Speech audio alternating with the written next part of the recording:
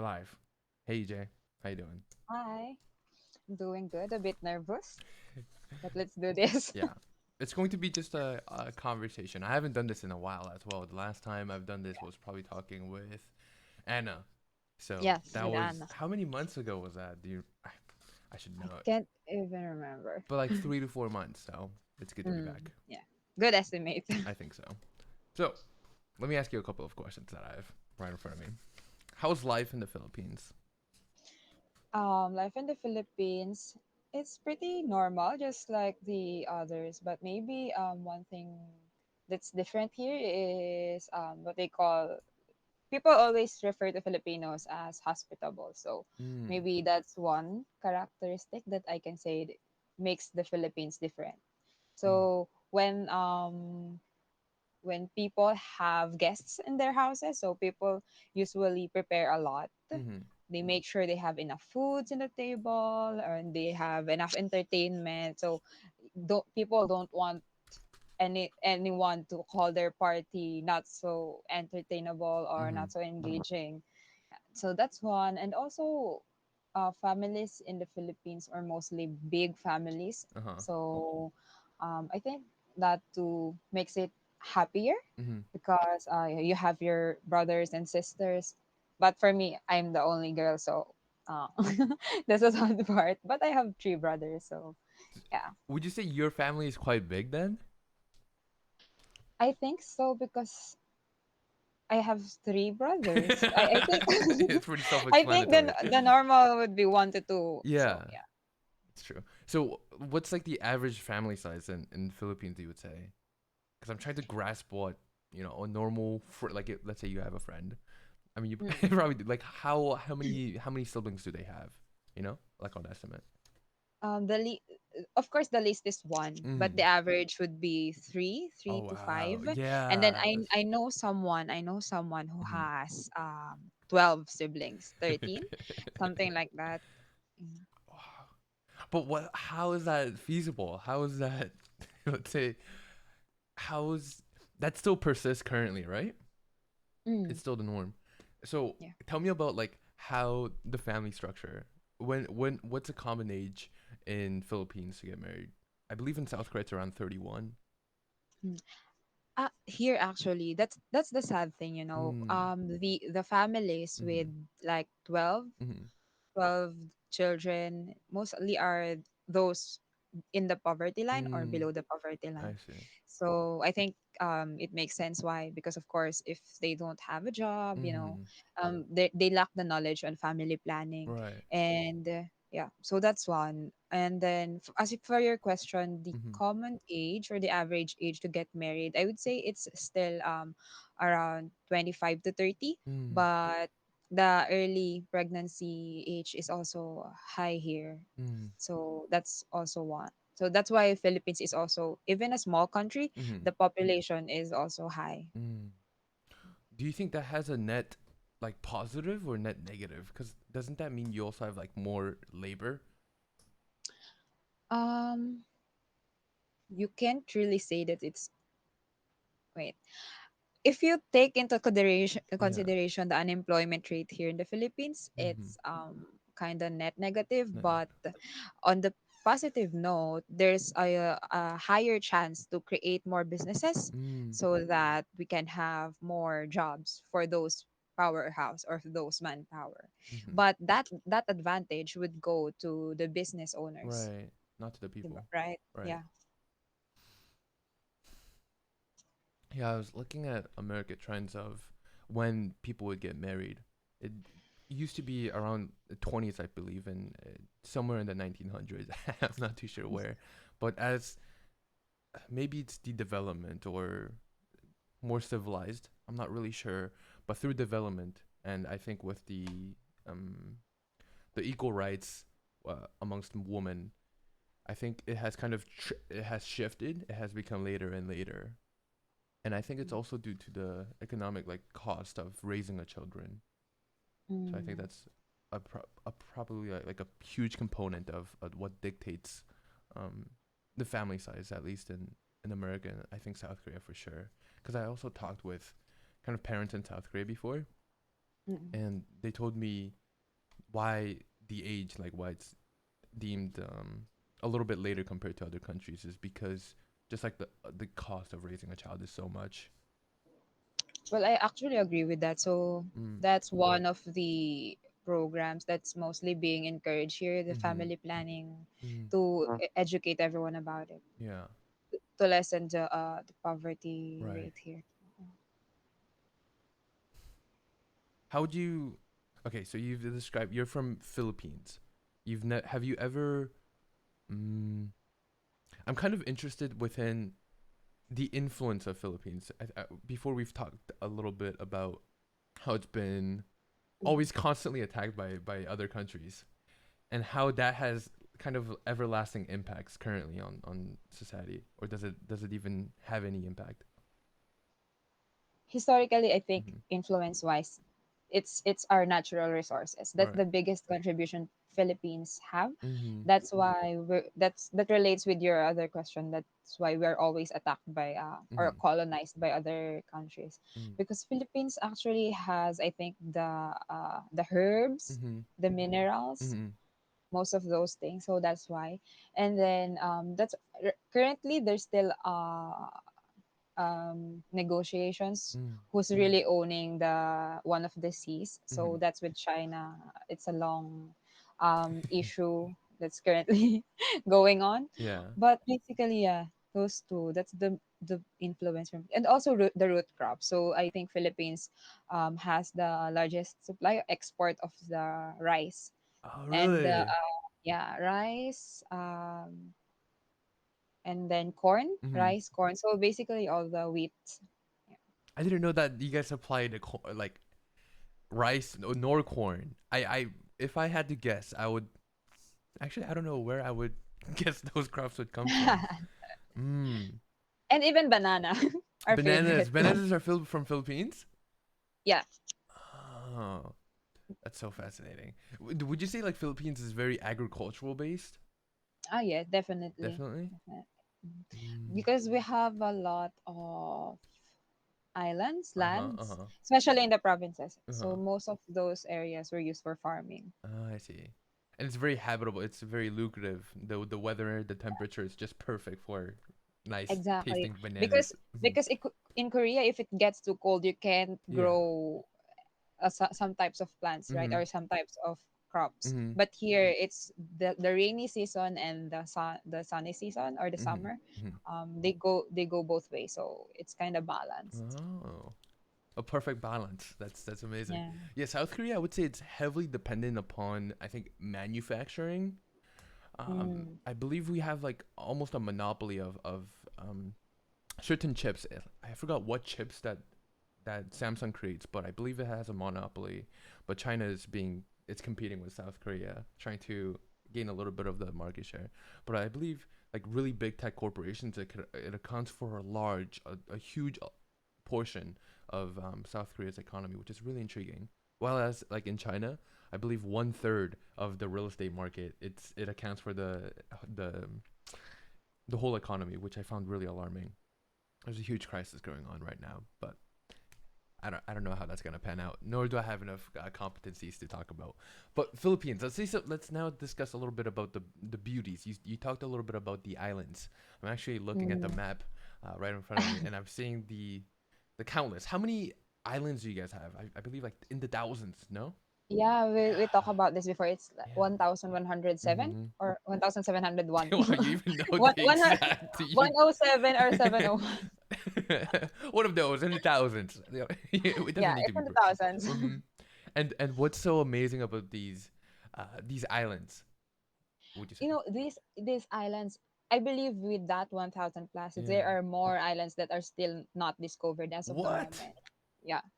Yes, right. That's right. And you can even Ejay, what are you no, you doing? You can could be out right now discovering new islands. You could claim your own island. Probably even have it named. Oh, come on, there's 1,000. What are you doing? No, I'm just kidding. I'll just get one and live there. Exactly.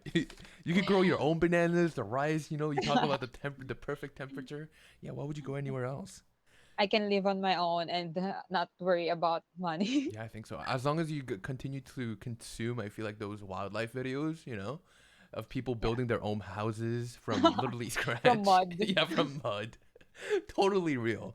I think I think yeah, they even do a how to, they do a step by step. So with that knowledge, I think you could survive out in the Philippines, and out of those 1,000 islands, I'm sure you'd survive. You'd grow a family to the size of 13, and they would all be Size fine, of or even bigger, because it's not we're not making bad decisions. We are growing an empire within the island. yeah, We're establishing a society. So it's not pretty much right. it, I think so. I think Yeah. that should be the ultimate goal of life, to seize, to discover. I think there is some real joy to that, don't you think? Of like Mr. Christopher Columbus believing that he was gonna find in like I think he like if you look at the maps during that era, Christopher Columbus really thought he was in India. Though I think his whole lifetime, Oh yeah. right?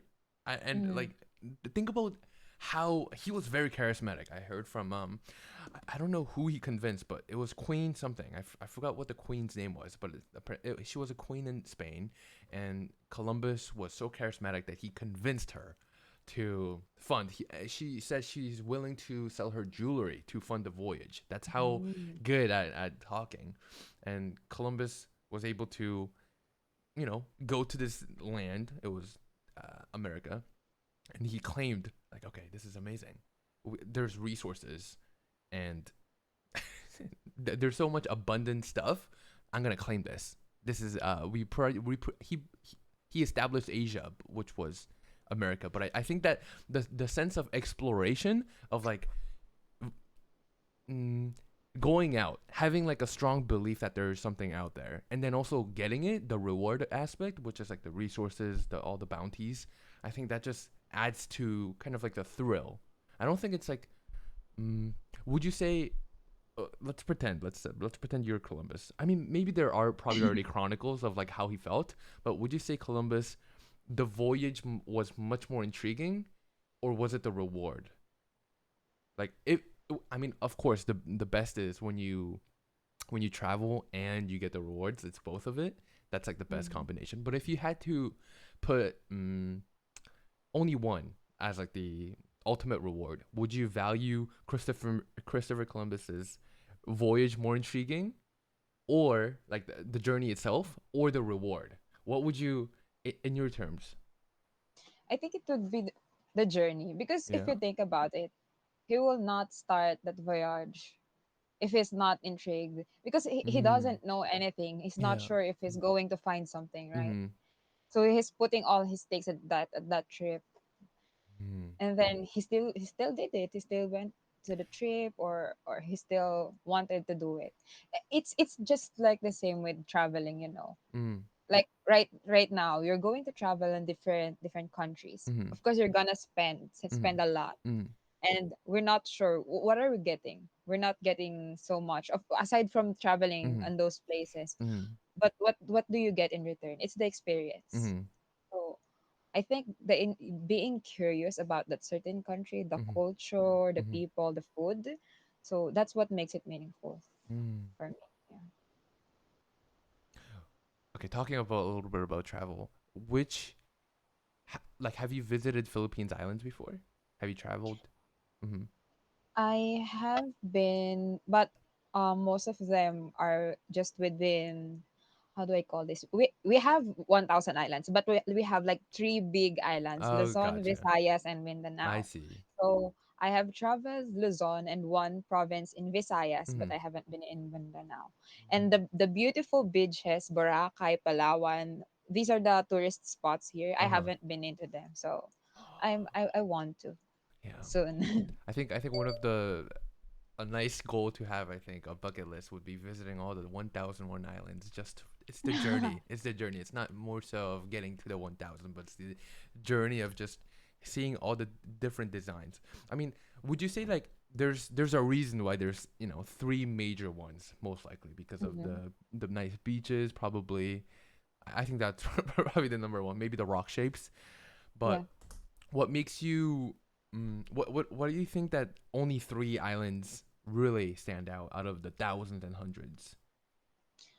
Of course, aside from it's the biggest, I think Yeah. right now it's the people within. Mm. So The yeah, hospitality factor. um, not really because Mm-hmm. Philippines. Mm-hmm. So I'm living in Luzon, right? Mm-hmm. Philippines in Luzon Filipinos in Luzon have different language Uh-huh.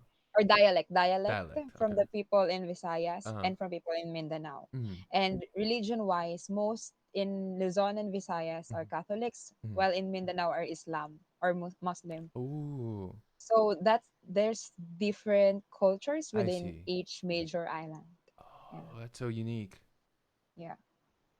Is there like So like a tension or rivalry between the islands because of the different cultures? Um, actually, yeah, Yeah. yes. So the Mindanao is actually already this has been going on for years, but they want Mm. to claim Mindanao as a separate country, Mm.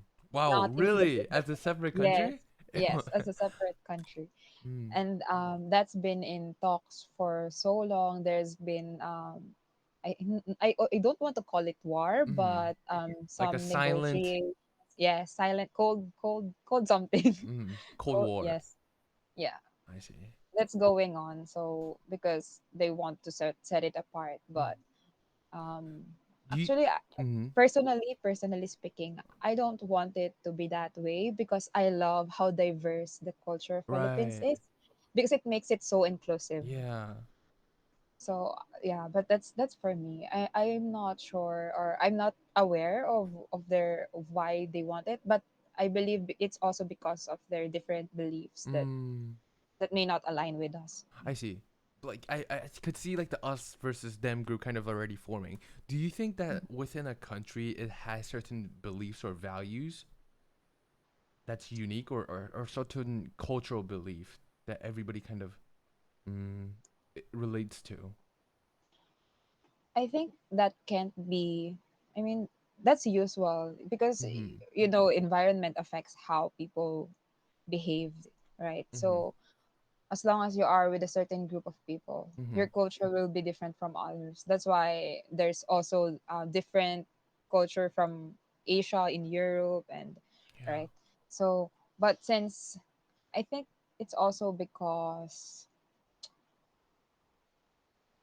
I don't actually, I'm not sure because Mm-hmm. the government, I'm not sure, I don't want to say that the government are not reaching the farthest island, Mm-hmm. but maybe that's something to do with it. In my own opinion, I Yeah. think in my own opinion, I think the Mindanao Mm-hmm. people or the Muslim people wants a government of their own Mm-hmm. so that they can make their own laws, their own choices on how they will rule the people or how they will Uh, form their culture I or see. form their group. Yeah. It's like power to lead almost. They're trying to. Maybe they don't. Yeah, as you stated, it's the differences within the cultures and different beliefs, which kind of gives them a reason for the why of why Yeah. they want power. Mm. Mm. Yeah, but I think just the location differences within these huge islands, I think that adds to the diversity factor of like how Yeah. Philippines is so diverse. I'm not sure. I'm just making it just random Yeah, assumptions just yeah, from. but it's true. Mm. Would you want to live in Philippines in the future? That's a good question, and that's a hard one. uh-huh. Let's see. Right now, I'm still, it's a mix between Mm-hmm. I want to be a patriot, I want to fight Uh-huh. for my country, Uh-huh. versus is it still worthy to, See, something. no, let's be honest. I'm really curious about like the Okay. environment of Philippines. Like how much is how I don't know. Like, would you consider Philippines as a developing country? Yes, but Mm-hmm. it's not developing how it's supposed to be. It's Like, developing backwards. hmm, the graph should be like that, but Right. it's developing like that. Uh, It's it's oscillating. yeah, it's fluctuating, Yeah, right? very. That's not. Yeah, that's not really.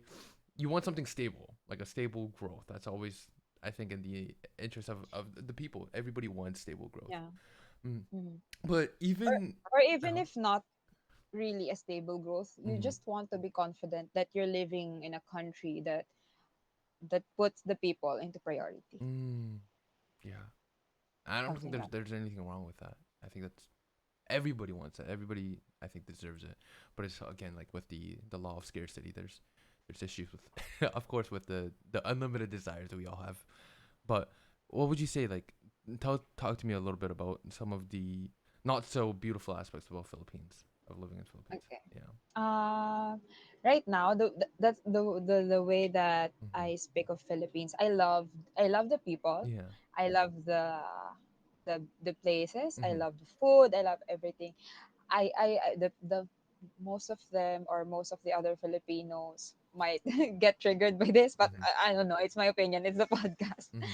But the government right now is not so beautiful. Mm-hmm. So just a bit of a story or a background. Mm-hmm. So years ago, years and years back, we were on a martial law. So a martial law is there's a one dictator, right? There's Mm-hmm. one dictator that rules over the whole country. So it's not a country with freedom. And then there's a lot of um, bad things that happened way back those years. Mm-hmm. And then the Philippines was in a huge debt, Mm-hmm. 200, it's a billions Mm-hmm. of debt. And then and then because of that government, because of that martial law, Mm-hmm. the Philippine people had a revolution. It's called the EDSA Revolution, where every people from their households come together Mm-hmm. to impeach that president. Oh, did that Yeah, work?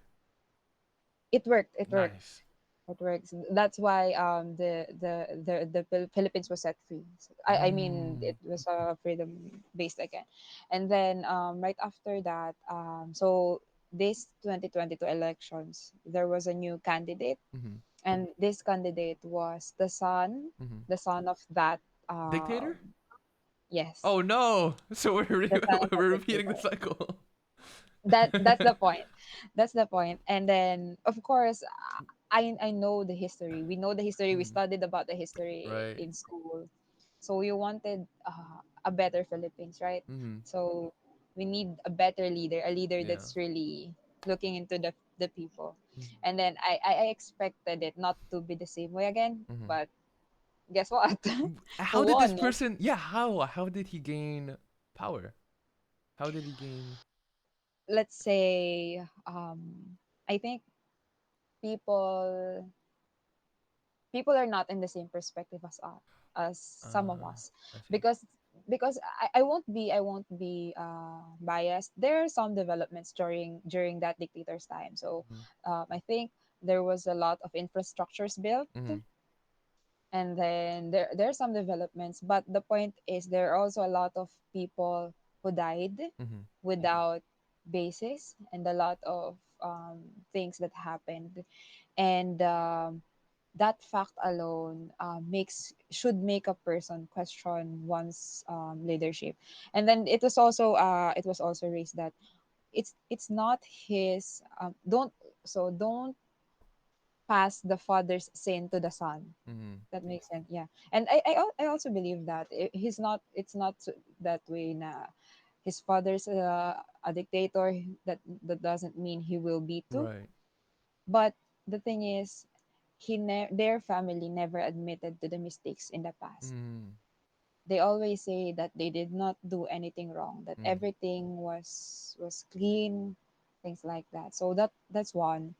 And then, but I don't know. I think most people just see the good things and not the bad ones. But I mean, this has been taught in school for so many years, for in elementary and high school. So but yeah, since he won, of Mm-hmm. course, we've gave him the benefit of the doubt, and I'm really hoping Yeah. and praying that it will be for the better. How do you think, hmm, in an ideal world, let's say, in a unicorn world, how would you pick out a competent leader, let's say? Of course, I think one, he should be honest. Mm. Two, Mm. um, the person should be honest and willing to help. Mm. As in, I hate corruption. You know, corruption is the worst. So if our leader would be someone that's with a pure heart to help people, I Mm. think that would help lessen the corruption. Mm. And of course, a person who has the values. Mm. And by the values, I mean a person that can really judge what's right between Mm. wrong. Yeah. So I can't say that it's easy to find a person like that, but Yeah. we're talking about a perfect world, right? Right. The unicorn world. Mm.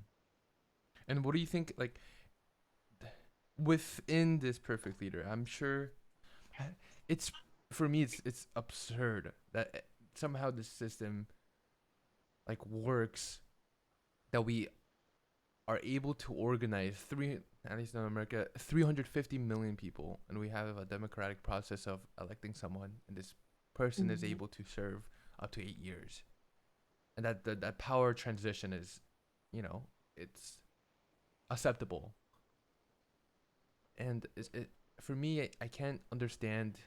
Mm, it almost seems there's too many responsibilities or duties, it seems like, to be given to just one person. But I think if Mm-hmm. within like certain criteria that you have stated, if a competent leader is in place, I think it's also in part, there should be responsibilities taken by the citizens too, don't you think? In an ideal world, of course. Even not in an ideal world, I feel like there are some responsibilities done by the citizen to partake in the democratic process in terms of, mm, being knowledgeable of the current state of the world and how to navigate into developing a better world. But Yeah, I believe that too. That's yeah. why this recent election here in the Philippines, they tag it as the most chaotic election Mm. because people are really talking, because people wants the best for the Philippines. That's why even though they call it chaotic, I think the people really participated. Just like what you said, people Mm. are speaking out their voices, trying to stand for what they think is right. Mm-hmm. So that way, I would say even our candidate, or that the ideal leader that we think should be the one leading, didn't win. I think we did our part. Mm. So we participated and take action. All right. I think that's like a wonderful process of stepping forward, finding light within the chaos, within just like the darkness. Maybe it's just shines so brighter. Mm. Yeah, it's really amazing. Like, of more I learn about uh, the political world, how complex it really is to organize. And there is like a really negative sentiment, I feel like, or connotation related with even just the word politics, with politicians in general. But I think, it, for me, I really find it intriguing, even though I know that there is, um, maybe a little disgust talking about politics. I feel like it's important to talk about, Yeah, where we want to be headed, as well as being yeah, knowledgeable about the current world. I think that's what fascinates me, and also the different stories, because these are people that we're talking about. I never understood it, because I just, everything related with politics, I kind of had like, maybe a little disgust to it, I would say, or disliking to it, that I was like, oh gosh, why is this person talking about politics? It's nonsense.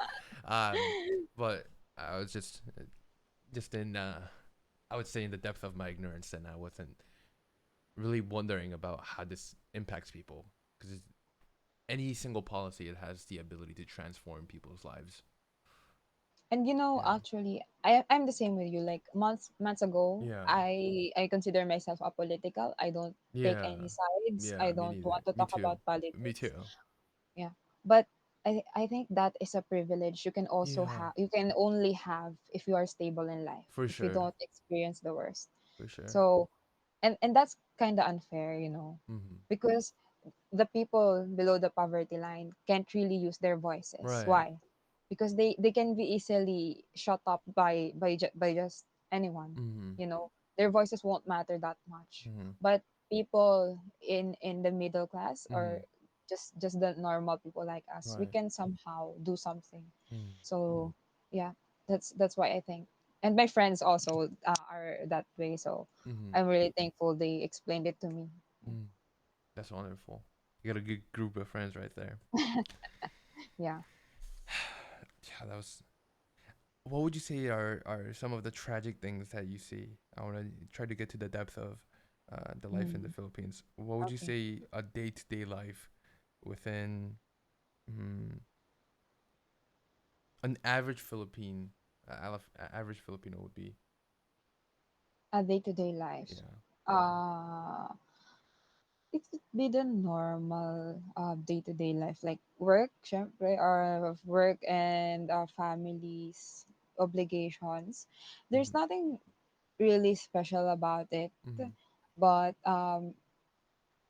there's just some, I don't know how to explain this. Wait,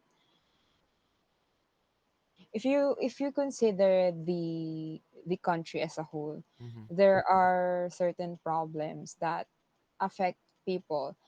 You may not say all families are affected, Mm-hmm. but uh, we are generally, yeah, we are generally affected because it instills fear. So for Okay. Mm-hmm. example, recently there has been or no, not recently, like in the previous leader, before the election, there was a campaign for drug war, or Mm-hmm. it's called drug war because actually Philippines is also high with the drug rates, Mm-hmm. dealing, smuggling, yeah. I see. So so there was a drug war campaign where of course it wants to eliminate drugs in the Philippines. Right. And the previous president once promised to eliminate it within 6 months of his leadership. Mm. And because of that, um, instructed he instructed to kill anyone that are positive with drugs. Oh. Wow. As in, Mm-hmm. yeah, yes, he instructed that. Mm-hmm. And the police are also, it's legal for the police to kill someone right at that point, Wow. without getting them and putting them in the police station, or without the proper process of law. So do you see what I'm trying to point? It's Yeah. not on a Yeah. daily basis, and it's not on a daily life. Not Right. family will be affected, but the Yeah. fear it instills. And it was also tagged as it Wow. really resulted to extrajudicial killings, because many people were killed, but we are not sure if they are really drug addicts. But Right. you will see what do you call that, you will see signages on their body saying, I'm a drug addict, don't Oh. follow my footsteps. But in reality, are they really? Right. So I think that's the worst thing that was implemented here, that made me question. Yeah. That makes me really consider. I think something similar n- happened. I think it was Honduras or somewhere. I think in the Caribbeans where they really wanted to crack down on drug smuggling as well as just violence because the murder Mm, rates were so high within this country. I don't know which one I'm thinking of, but they did a raid and they brought people within just gangs and they would just line them up in prison without any warrants or again going through the process of law, almost treating them as creatures or animals, right? yeah, exactly, I that's think how the it. right, but the intention was to reduce. It's fast change because fast change. Every No. politician, they're incentivized by making change quickly because that's dependent upon the next election, right? That's it. Mm, It's never long term. It's always short term gains. But yeah, the consequences, it's always taken by usually like the people who are affected by it, right? The long term effects of yeah, it.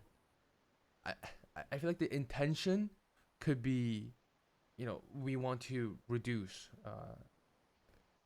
criminality or illegal trades within drugs. I think Yeah. that's a positive thing. But how the action is taken, instilling fear, that's never, I would say, a positive thing.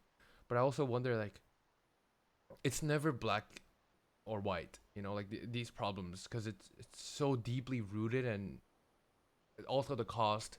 Like, there's so many things uh, of how to address a problem, like, better. But for sure, there's better ways than Yeah. having people wear I'm a And you druggie. know what? Yeah, You know what? 6 months passed and the drug problem is still there. yeah, exactly. Yeah, if it doesn't have any everlasting impacts within, I think it's always you should attack the fundamental problem, which includes so many adopting responsibility, so many criticisms, and a huge bet really on knowing, putting your heart in like the right place, as well as mm, acting acting on it, no matter what, not being swayed by it. But I think it's truly a complex issue, because I think about, climate change is such a easy problem. Like when I was a kid, when truly confident. Why aren't people recycling? Like, are you kidding me? It's it's dismal that people are not mm, making the world a better place. But it, it's just truly just incompetence. But truly, like these deep rooted problems, it's not an over, they're just overday change you could make. It's a whole complex issue of how to get the incentives right, how to push people, give them nudges of moving in the right direction. Education, Mm. probably the biggest Yes, component education. of what impacts a country and also its citizens. But would you say Philippines in, like, just overall, and maybe we could even generalize possibly. I wouldn't say Mm. to the whole world, but would you say that the world is moving to a better place to live for our future generations?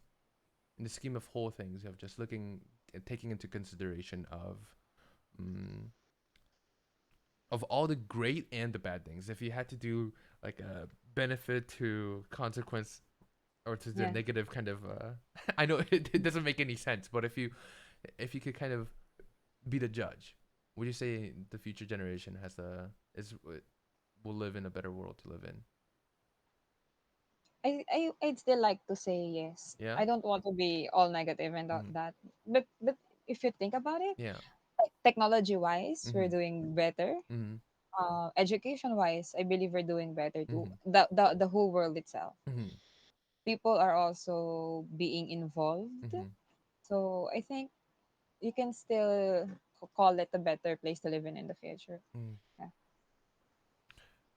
It's there. There's just some aspect Right. of life that I think, um, There could always be improvements that yeah, even gives meaning to life. I think, to make the mm, world, a little better place. yeah, Yeah, I think so. But I think it's so easy to get caught up in the negatives. I think it's way yeah, too easy. exactly. It. Yeah, it's so easy. I think I've been realizing this of there's a thing called hedonic mm, baseline of, like, once you know what tastes good, that becomes your new Mm. base level, and you continuously want Oh, more and more. So you don't take into account you take things for granted, and I think that is so true in my life. Even just even basic necessities, just the fact that I don't have to worry about being in the wild and trying to find shelter, which our ancestors probably were doing yeah, every single day. mm, Um, you have to stay alert, like at 3 or 4 a.m. because maybe there's predators outside. yeah, you know, but just the fact that I could sleep peacefully, have my basic necessities met. That's also a key component of what allows you to focus and kind of develop your cortical structures, like within, um, kind of like this more intelligent aspects of your brain. Doing hard tasks. I think it's related with having your basic necessities met, which is truly, a privilege that mm, I feel like more people have access to, compared to history, I think. But I really do think that I take for granted the fact that I have shelter, the fact that I have food to eat, the fact that I have um, like Yeah. a family even. You know, I mean, every single families is probably the hardest thing. You've never asked for it, but it's Yeah. it's going to, it runs deep, and there's some great joy that no matter how big the problems get within the family, it's unlike a stranger, unlike a friend. It's permanent. You know, it runs deep Yeah. within the blood. You know, Yes, yes, you yes. can't trick blood. There's some Mm. amusing factor that, like, even with my brother, I even say, like, if he was a stranger, I would not be treating, like, I would have been done with this human being. But still, there's always a sense that comes back to me in hindsight. It's like, no, my little brother. I I have to take some That's how humility. family works. Yeah, I know. I think there is some truly great lessons to learn from just family. I think that's why maybe more. I'm not sure about like at least in South Korea and more eastern part, there's like a strong culture of respecting elders. Such a strong Here, culture. yes. Yeah. Same here. But over here, you call people by their first names. It's not really Yeah. it's a little bit different, but I think there still is I think there the component of respect that's super important, and also gratitude, Yes. because you always take granted, and yeah, that that never ends well. I think it's like a pathway of just leading to negative emotions, and just surrounding yourself with that, mm, just pessimism. But mm-hmm. You know what? No, it's just but because you mentioned it, Yeah, I was wondering yeah, why is it, how does it, what influenced the way things are? Why is it in Asia it is so important to respect mm-hmm. elders Mm-hmm. and use honorifics, while in the other areas it's not? What was the root of all this? Because Mm. I'm not that familiar. Yeah, Are you? no, not at all, not at all. But let's try. Let's try. I'm gonna try to think about the history from from what I hear and learn, and trying to piece things and come up with a hypothesis. All of this, this is not scientifically proven. Yeah, It's we're just trying to. trying to pursue truth. We're trying to get to somewhere, our own perception of truth. Mm,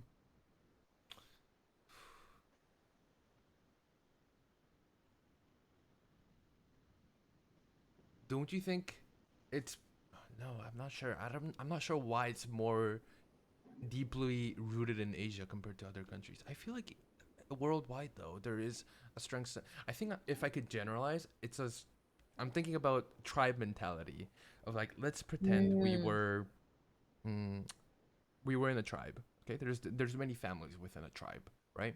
And within a family there is a mother, a father, and some siblings, right? And there's probably like grandparents, etc., etc., who holds the power within the tribe yeah, because of the accomplishments they have made into establishing themselves as a powerful tribe. And maybe this is kind of like a symbolism of what a country represents. All the accomplishments and all the good deeds that it has done. I think the respect comes from being able to, maybe it's like a hero, like it's related with the hero mm, archetype, which is they go into the unknown, they go into kind of like the darkness, they find something, they battle something, even risking their death, fighting animals. Think about it, fighting animals, and then coming back to share the knowledges, giving them the tools to better yeah, make efficiencies, to make it more powerful. That is viewed as someone very respectable, very admirable. I think this kind of symbolizes the respect factor. It's someone that we want to be portrayed, we want to have, because society also values it. The groups of the members value it because it impacts us directly in the terms of standard of living, etc., etc. And all of these, I think, is we experience it in our day to day life, but it's super. The webs are just much more yeah, complex. Yeah, we have so many respected leaders. Even any technology that we use, these are someone who's very respectable because they go out, test something out using their knowledges and experiences, and they create something to give back to us somehow, or in another, or in a way, like not directly, but it still bleeds to us. It's like a spillover effect yeah. um, of their adventure, as we go back to about Columbus's journey. Um, Yeah, I think it's something like that. I think the respect. I Yeah. think every single country, every single human has that respect factor. It's just maybe it also helped protect us. I think that's a big thing. At least in South Korea, we've been slashed by Japanese imperialism. I think by Chinese people. I don't know, by other different Mhm. countries trying to establish themselves within, trying to get a portion of South Korea and just Korea in general. Um, I think there was like a strong sense that we need to respect our elders in order for Yeah. survival. That was a So, huge component. I think that also adds to the impact of competition too. Of mm, yeah, yeah. but that's So I guess mhm, it's like there was, because of the how it mhm. was back in the ancient times, Yeah. and because Asia was almost colonized back then. Mhm. Mhm. So there's a hierarchy that Mhm. was formed. So everything was like organizational, that you need to respect anyone that is one tier higher than you, Yeah. or one tier. Yeah, that makes sense. Yeah, it makes sense. And I think even Japan, I'm really fascinated about like Japanese history, which is like there's so many hierarchies within. Um, I'm just gonna throw out certain terms that I I want to learn more about, like Okay. Bushido, the samurai culture that they and these are the only two terms. But I thought I knew more, but I'm just revealing my ignorance. But there's like a strong sense of them respecting a tradition, of conserve, like of Mm. protecting a certain family, and there's so many different roles that's gone now, I think, or kind of like faded away, but that had such a strong influence back in history, which I find amusing. Yeah, just wanted to point that out. I wasn't too sure where I was Yeah, going with Bushido. yeah. I believe it's the same. Yeah, I think so. And what do you think that like? Why do you think that Asia is more? No, I think it's at all countries, but within Philippines, you stated I think there's a strong competitive nature, even in your life. You're a very talk to me about. Let's dive into the micro aspects of who EJ is. EJ, you're very, you would say, competitive. Were you raised in a competitive environment? First off. I was raised in a competitive environment, and I was raised to being the standard of my brothers. Mm. So I think that's where my competitive nature started. Mm-hmm. So I and not only my family, I think most of the families, not just in the Philippines, Mm-hmm. but all the families in general, Mm-hmm. like to incentivize their children Mm-hmm. depending on their achievements. Yeah. So yeah, so because of that, you get to be competitive, and Mm-hmm. because you love people love the attention of Yeah. being praised when you are raised to be a competitive, or someone that achieves something. Mm-hmm. So I think that's when it started, and I was raised that way. But as I grow, of course, and as I mature, Mm-hmm. not sure, not sure if I mature, but I think I learned that there's good things about being Yeah. competitive, but if you get too consumed by it, Mm-hmm. it's not that positive. Right. I mean, it has its perks, Benefits but and it also cons. has, Yeah. yeah, Like all things, there's always trade-offs to every single choice you make. I think yeah, competitiveness is true. I think, yeah, I have like a really negative view of competitiveness, but it's something I've been trying to shape over the past year. Like voluntary competitiveness is good. Involuntary yeah. competitiveness is toxic, I would assume, because I We're on grew. the different sides of the world. You Yeah. want to learn how to be competitive, and I Right. want to learn not to be competitive. Exactly, because growing up, at least in South Korea, I was a horrible student. So many addictions that I've previously like talked about, always discussed. But Mhm. in South Korea, there's like a strong culture of education, you know, because of the impacts, the benefits of education, and it's normal that people spend mm, absurd amounts. Like households would Yeah, spend absurd amounts compared to other on education. We're talking about thousands and thousands, like a big portion. Let's say maybe 40 to 50% of household income to a child's education, because it's a way to kind of get into the middle class or even per, yeah. surpass the middle class. and that's inherently power and wealth, which everybody desires. It's and also that helps with I think even the last trifecta, the last component of the three trifecta, which is happiness. You know, power, Mhm. wealth, and happiness. And I Hmm. don't know if it's true. I just watched this in a K drama, so Yeah, yeah. correct me if I'm referencing wrong. Uh-huh. But I believe right after your regular school, there are also academies where you need Right. to attend if you want Exactly. to. That's where I was Yeah. gonna head to. So yeah, True. right after school, it was normal for me. Ever since I could remember, just going to academies. I dreaded going to academies. Mm, Although it's truly, I would say it could be a privilege, right? Yeah, it is a mm. privilege that you have access to it. But to a kid who wants to explore, Wants to who play. wants to play, you know, um, this was you're being confined, you're being conformed, like at a young age, kind of puts limits on what you want to go to, and you kind of mm, conform to the standard of being liked by your mother. You know, I think this is like a Yeah. strong sense, at least for me. I mean, I still do. It's like I will do anything. So I would just do it for the sake, do the bare minimum, not really utilize all, like looking at it a good thing. It was just by a means of getting the appreciation of being what a good son is. But I think that like my early childhood of the experiences and how I didn't have my current point of view, I wasn't able to enjoy it. I think enjoying the competitive nature, it's a privilege. We talk about Mm, privileges a lot, but it truly is. Maybe it's like the perspective, maybe it's the experiences or how you view it. But how I viewed it, it wasn't. I would say the best, you know, because of like what I know now. But I think everybody goes through it, and eventually I hope that everybody is able to see it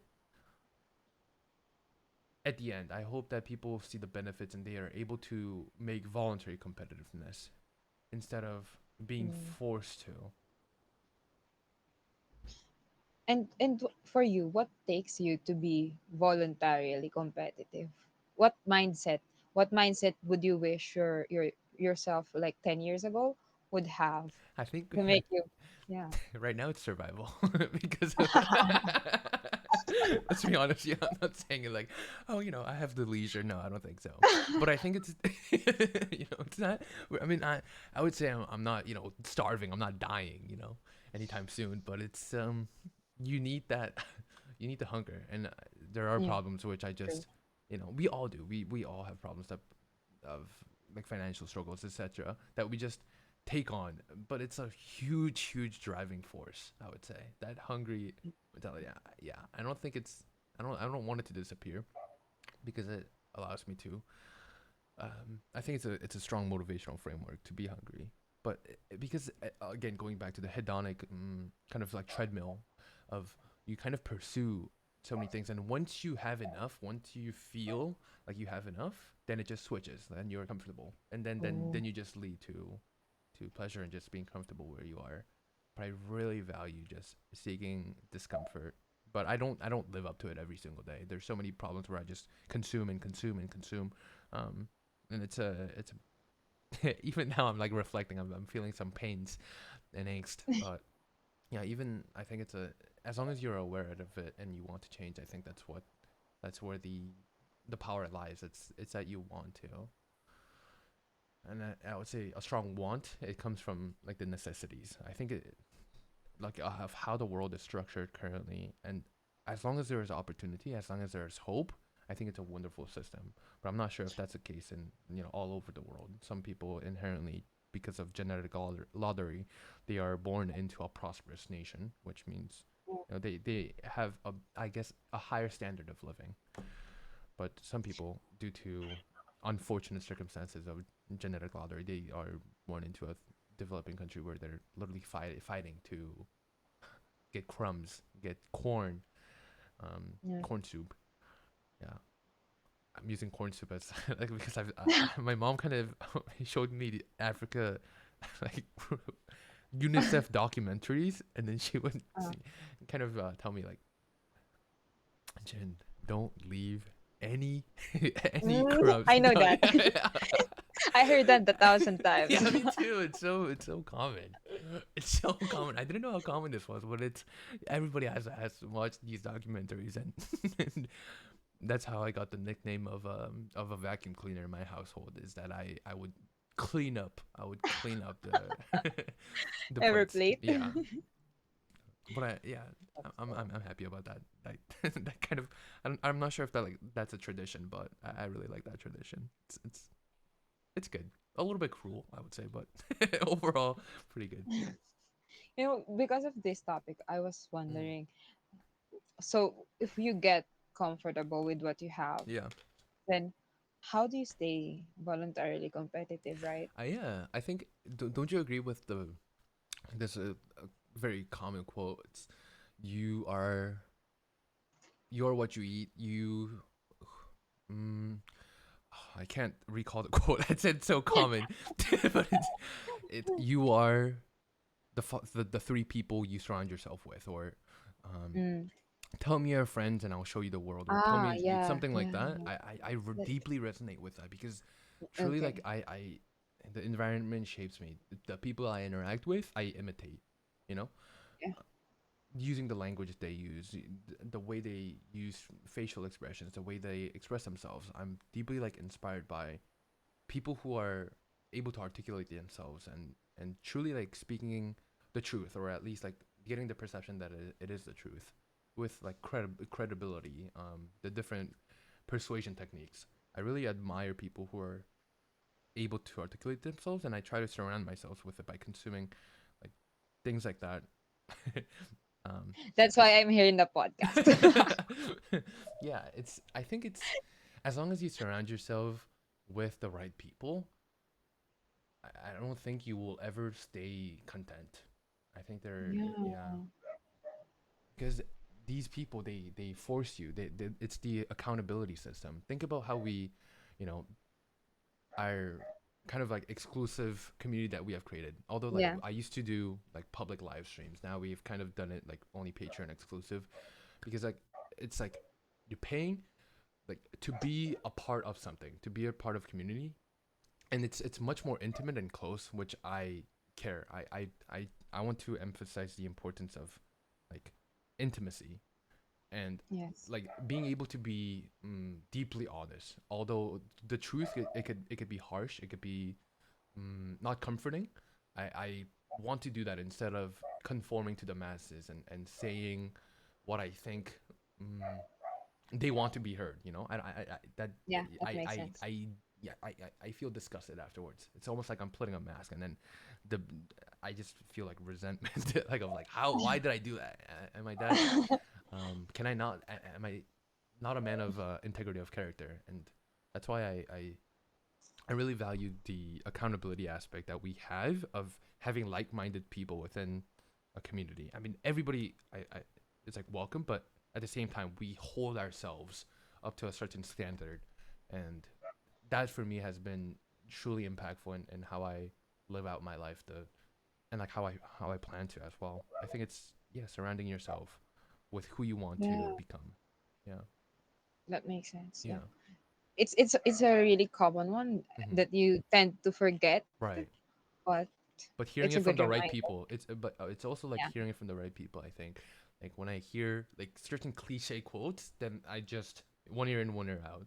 But when I hear it Yeah. from like like someone who I would view great, then I'm like, whoa, it's a whole different whole different meaning Yes. because of because True. of their experiences, because of how like the respect, like you have to respect, you have to be admiring someone to really instill that type of you have to be at the right place. I think as you have to, if, to be there's so many different quotes, I just can't get it down. My recall is horrible today.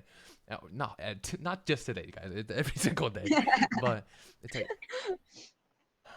the teacher arrives when the student is ready to learn. That was another like a huge whoa, that's so true. Like think about all the amount of great information that I heard, but I didn't really instill because I didn't practice, or I wasn't ready to receive, you know? But as long as you're open minded about being hungry, wanting Yeah. to, I think it's.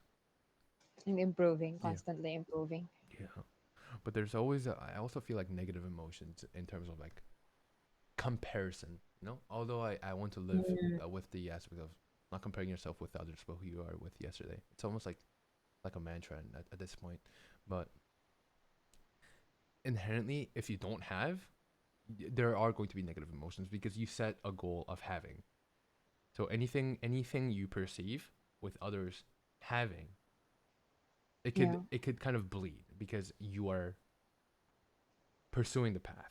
I don't think that's necessarily a bad thing if you align it with actually pursuing it. But if you're using it as, justifying your actions of like, Mm, man, the only reason why I'm watching 7 seasons of Friends is because the game is against me or something, so something like that, like just making excuses. I think that's negative. But yeah, there's a goods and bads to both positive emotions as well as negative emotions. and we need to master it. Yeah, yeah. If you even can, I think there is a beauty of being a flawed creature is that there is always room Yeah, for improvement. true. Mm, yeah. Now, I know you've grown up in a Catholic, like, Mm, family household. I'm going to be touching upon religion a little bit. Do you yeah. believe in God? Oh, yeah, yes. So Mm, that's definitely my answer, yes. mm, And so I do live in a Catholic family, but just to share my story, I was born a Catholic, mm, and then I think that was 3 years ago. mm, I wanted to, I was curious. mm. I wanted to know what is right and wrong when it Right, comes to religion. right. So I tried joining. This is also a Christian church, but not Mm, a Catholic mm, church. It's a born again Christian. mm, So I joined this community, and then I was actually learning a lot. mm, I was in the company of good people. mm, And then one time, there was a preacher mm, who condemned Catholics. And then not really condemned mm, in a super negative way, mm. but they said that one shouldn't do something that is Catholic related. And then I see. that that one is special to me because I do it. I value it. Let Right. me just say it. So doing the sign of the cross. So Uh-huh. for Christians, it's not a good thing. But I was practicing doing the sign of the cross Mm, since I was young, and right. it holds a special place for me because Right. for me, when I do the sign of the cross, it's like it's like doing our meditation. I'm Mm, putting myself into that presence mm, where I am praying, I am talking to God. mm, So they questioned that and they said some negative things. So I went back mm, to a friend who is mm, also a Catholic and asked why do we really do the sign of the cross? mm, And then that person explained it to me, and then mm, it made sense. mm, So I was then invited to join an organization, a Youth for Christ. mm. So I attended that Youth for Christ while also attending the Christian one. So I was doing I A was conflict doing of two. interest. Yeah, Uh-huh. I was doing two. Right. And then I was just trying to learn. Yeah. And Right. then apparently Was there like guilt? Was there?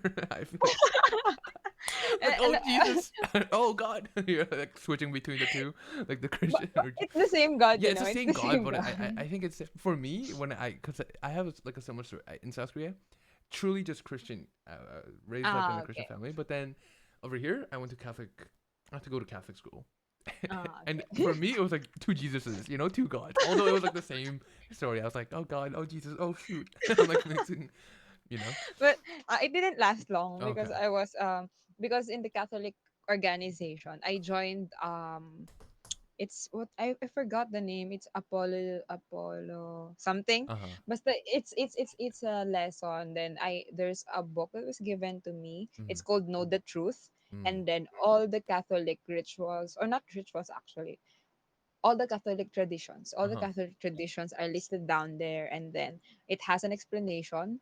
And so when did it start? How did it originate? So Right. I read that, and then somehow it became clear. Mm. So that's the story of how I kind of um, stayed on being a Catholic. Mm. And of course, it's not the end, because there are, when I was reading my Bible, Mm-hmm. there are certain parts where you get to question that Right. it's not. So there's a certain chapter in a Bible that contradicts with another chapter. So Oh, right. I asked again the same person I went to Mm-hmm. before, and then he answered me, and then I had another follow-up question, and then he Mm-hmm. answered me, and then it's the Yeah. cycle. And then one day he told me that he loves how Mm-hmm. curious I am, Mm-hmm. but I maybe I it's also good to learn, or good to know, that no matter how hard I try to understand everything, it's impossible, because there are certain questions in this world that we cannot really answer. I mean, even if you look scientifically, Right. there are certain things that you can answer based on science but can Right. answered by faith, and there are certain things that can't be answered by faith but can be answered by science. Right. So that's where I am right now. Mm. I'm still Open. learning, Yeah. but yeah, that's how it is. Mm. Yeah, I think science it doesn't tell you how to answer moral questions. You know whether Mm. animal testing is bad or not, but in terms of faith or the moral questions, it could be answered with faith. And I Yeah, think, yeah, for me, I'm in a quest of exploration. I'm not, I know. investing so much time as of now, but Yeah. the countless of different religions and the so many same narratives and stories in terms of just the symbols and what it represents. Like there's very similar stories with Jesus within different religions, Yeah. the Yeah. hero archetypes as well, and learning the lessons, mm, getting the morals from each religion, and trying to appreciate each culture and the different viewpoints. I think it's truly a remarkable experience. But I do agree. I think there needs to be some type of stability, some type of like religion that you are more inclined to, because it's a way of like how you perceive the world and how you want to interact with the world. Mm, But what for else? me, at the end of the day, as Yeah, long as you are in a place where you think you are at your best, I yeah, mean, you're not doing something that is against or that can hurt people, mm, you know, yeah, I still respect that. right, So whatever religion it is, that's how it should be. mm, yeah. It should never Religion harm, should never be imposed on someone or right. to someone. Yeah. It should never harm anyone and be accepting. I think of all. It's True. more. I feel like like a tool. It could be used, Yeah. or it Can be. it doesn't it doesn't need to be used. I mean, actually, Mm, we're not calling it as a something that you just use, but yeah. in reality, it can be a tool to make someone be better. So Yeah. it's Exactly. it's okay to actually do. Mm-hmm. Mm. All right. Now we talked a little bit. Oh, and you stated that there's a large Catholic. I think I looked it up online. It was like what I have here is 86%. Is that, Mm, would you say that's roughly like right in the terms of yes, I'd your say. experiences?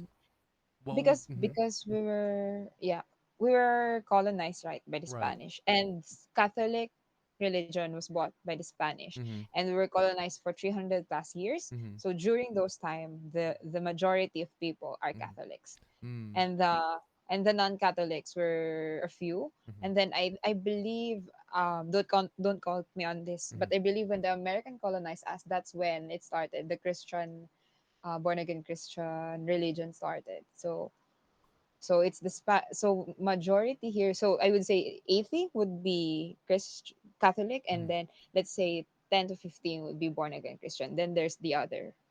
Yeah. What the heck is born again Christian? Sorry, I don't know what born again Uh, Christian means. Is it? Uh-huh. it's simply the Christian. I don't actually know if Uh-huh. wait. So born again Christian. Okay, let's just eliminate the born again Christian. Let's call them Christian, Okay, got because it. Uh-huh. there's a lot of Denominations within yeah, Christians, right? within Like Christians, yeah. Presbyterian. that's I think that's one of them. Don't quote Yeah. me on that one. Um, but yeah, there's I see. And then, what would you say the other 16%? What? Mm, so aside from the Catholic and Christian, Muslim is also a huge religion here. So because one Oh, right, island, right, of right. course, are all Muslims. So that those three are really the top Mm-hmm. um, religions in the Philippines. Mm-hmm. Yeah, Catholic, Christian, Muslim. Man, I had something, but my mind just it went on a tangent and I forgot. Mm, Right. it's all good. Another thing I wanted to ask you is let's talk about a little bit about work. Okay. Oh, okay. What made you interested in the field of accounting? Are we are we really talking about this? Because to be honest, accounting was never Mm, on my interests. really? So yeah. So the story is, again, I was raised in a competitive environment and all that. Right. Okay. So right after I graduate high school, so I graduated valedictorian. Mm-hmm. So that's the highest honor. So I applied into one of the top five universities in the Philippines. Mm-hmm. And then I wanted to pursue Mm. psychology. And then they told me, because I think it's choice one is psychology, choice two is accountancy. I forgot the third one, but that's the level of breakdown. And then when they saw my paper, they told me, "Oh, you graduated as with highest honor," Mm-hmm. and our school's top course, or the how Oh. do you call that, the greatest course, or like the most wanted course is the So, accountancy, because okay. they say that this is the most stable job you Okay. can have after 4 years after you Oh. graduate than psychology. So they said, Oh. if you are graduate if you did graduate with the highest honor, you have a secure slot in this Mm. course Right. that the others are not allowed to take, because Mm. there's a limit of students who they can take in. Mm. So I mentioned that to my parents, Uh huh. and they're like super proud of me, because, oh, Ah. you did great and all that. Right. And me being the competitive self, wanting to Mm. please my parents. Right. So Right. I wanted to take the I chance. see. So Do you that's regret that's it? the story. Mm. Did I regret it? Mm. I'm not really sure. I Mm. do enjoy some of my work right now, Mm. but I also want to explore Mm. Are you? other options. Do you still want to? I think we talked about a little bit about law, right? Didn't you say you wanted to go Mm, into yeah, law? I am interested. Mm. I'm interested. I also like the idea of, because Mm-hmm. I wanted to be involved in not in politics, but Mm-hmm. in how the law works Right. Right. actually. Right. Yeah, so that's the reason why I want to pursue law. And Mm. even right now I want to. The only thing is, I'm not sure if my mind can handle Oh, right. or if I am capable. Yeah. Those The practical and insecurities. excuses. It's like you're also practical, but you're also open. It's like, oh, where's the middle? Can someone give me an answer? Yeah. Yeah. Talk about it. Oh, and what I had in mind, it brought up while we were talking about Spain and the colonization. There was like a thought that came in mind. Do you have any resentment against like people, countries that has colonized? No, not at all. Not a single tad bit. Let's say you look at Nat, for example, a little bit sometimes. No, Nat, I love you, Nat. I'm just joking. don't let don't let Nat be mad at me, Yeah, I was okay? just yeah. If you guys don't know, Nat is from No. it's a teacher from Spain. Um, and that's why I was curious whether you guys from the colonization of for 300 years, that's a long time. So maybe when you learn about Yeah. history, like you're like, oh gosh, these Spanish people. Way, they way back in elementary, hmm maybe, but right now I suck uh at my history classes, so it's just yeah, who knows, maybe it was someone else, yeah. all right. And if you could say, like you talked about a little bit about law and psychology, what would you say like your dream career would be? I think right now I want to pursue law, Mm, but honestly, hmm. this is a hard question. Yeah. I'm not sure if I already have that that because right now I think I am also doing work, Right. just you said, for survival. Right. So if you talk about the dream career, it's hard for me. But I always mention that I want to set up my own company. Mm. That's the constant thing in my mind, Mhm. that I want to have my own company Mhm. that makes a good profit but Mhm. also contributes well Mhm. in the Philippines. So that's one. Mhm. So if that's considered a career, just being an Yeah, for sure. entrepreneur, I think that would be it. Yeah. Mm. And how do you find the work-life balance? Let's talk a little bit about your sleep schedule. Which Oh no. Oh no. yeah, Why? no, I just I just want to.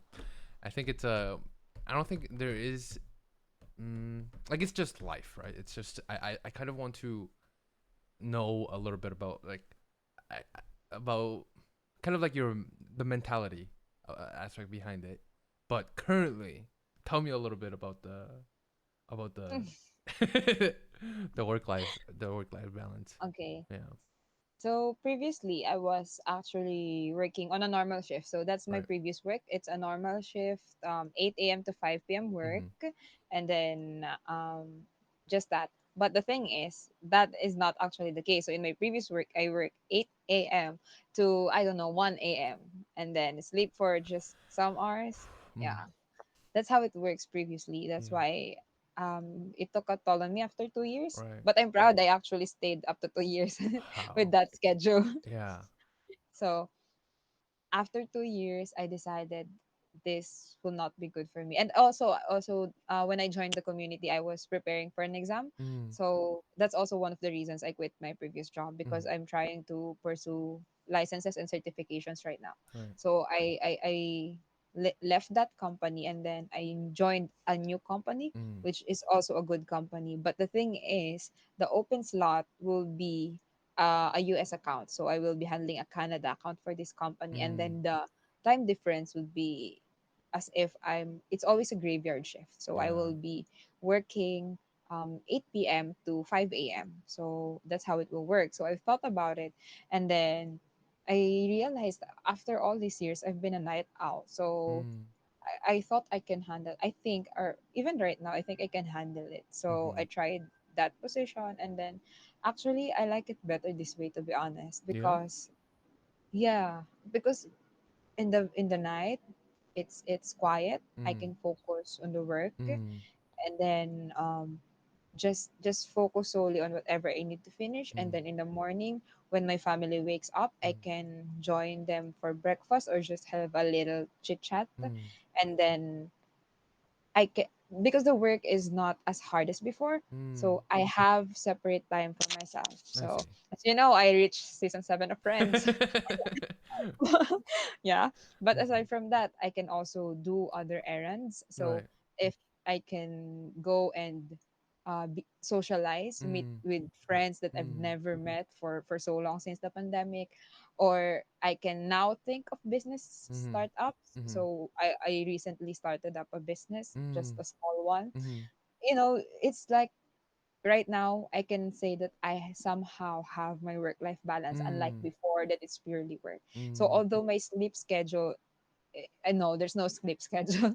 Although there's no sleep schedule, Mhm. at least my time is not pure work. It's Mm. a combination of work, family, and the other things that I want to Yeah. pursue I think outside of accounting. yeah. And as long as you're satisfied, I think with like the direction you're going. I mean, I don't think you're ever satisfied currently, but as long as I think you know what you value and then put the values aligned with kind of like work and make work and life almost interchangeable, I think that's like like the perfect ideal balance. That's how I view it. If work is almost Mhm. like play to you, Yeah. which but it's like aligning. That's where the dream comes from. You know, the dream. It's you have to be asleep to kind of believe in how this will work out, like the how you would feel, the contribution aspect to it, also the Mm. profitability aspect. Like all of this adds to kind of the enjoyment of it, the process of it, also the struggle as well. But it's like it's manageable, you know, and the rewards. Mm, it justifies for the amount of effort that you put in. let's say. Yeah. But actually, scientifically speaking, I Yeah. did not look into it on how it will Yeah. affect me in the long term Uh, because I don't wanna. I don't want to be afraid. And yeah. right. Right. No, but I think it's if you there's a thing on another thing by that I remind myself is paralysis by analysis, which is like I don't Mm. take action because I think about all the things that could go wrong. Yeah. You know, Yeah. it's like I want it to be Exactly. 100%. I want stability. I want comfort into whatever I'm doing. That could be a reason of like why. Oh, my camera. Yeah. I think I was just about to my say. camera I think just overheated.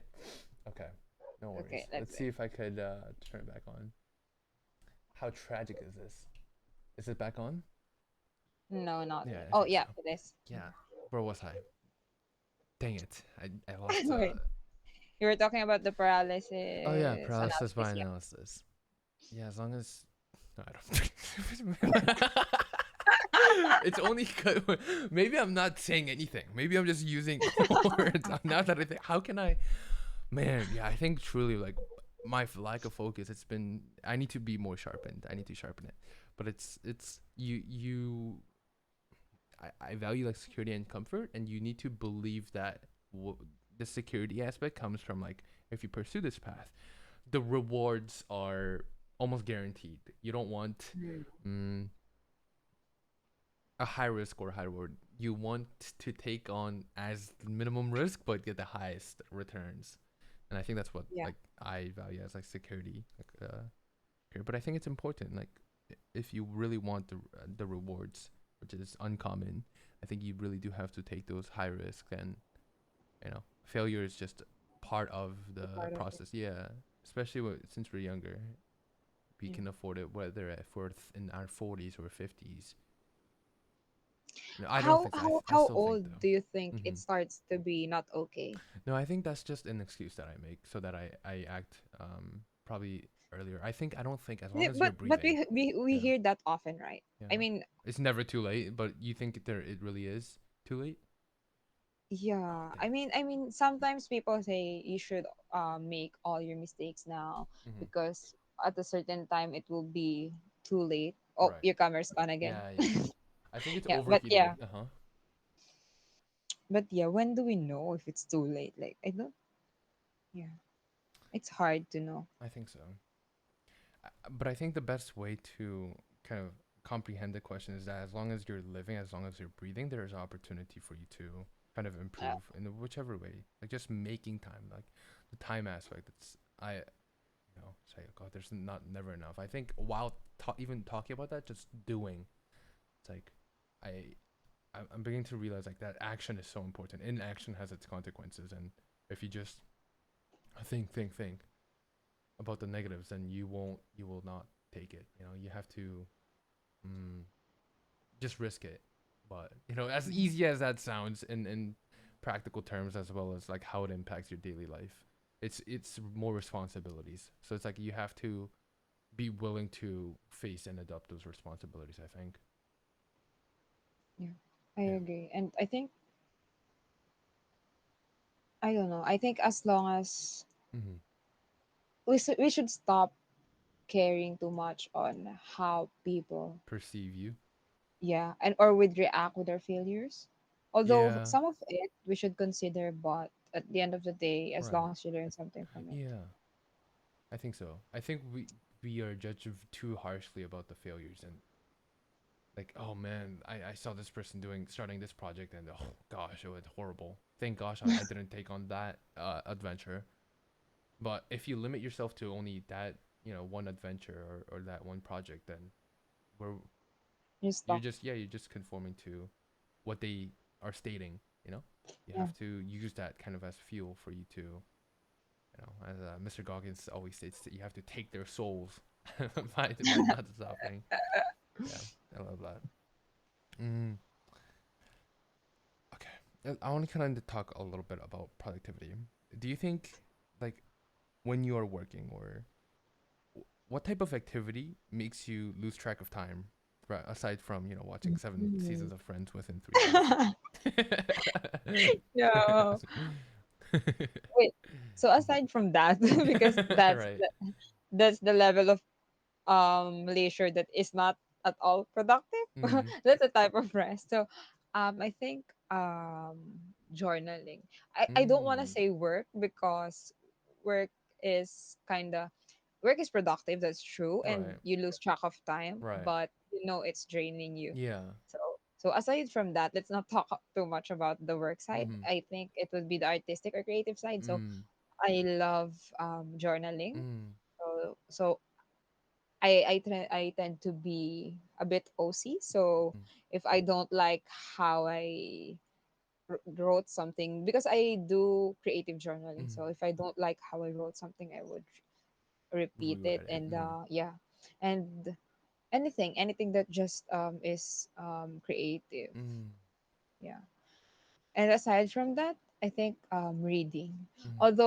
Although I have a lot of books on the line because I recently stopped reading, but Mm. yeah, I think we should constantly read Yeah. because there's a lot of things we can learn. And recently, Mm. I told you before that I like fictional books, Mm. all those stuff. But since I joined this community, recently I was reading self help books. Mm. I started to like self help books and Mm. other genres. So Yeah. I often look for them right now. That's I just finished Atomic Habits, I think, yeah. a month Super ago. powerful book, Yeah, right? yeah, true. Yeah. Even It his made me stories. stop the seven seasons. But no, I'm glad that you're adventuring into different genres and being open minded to that. That's truly powerful. And would you say like that utilizing your time properly makes your life more, let's say, like meaningful or happy?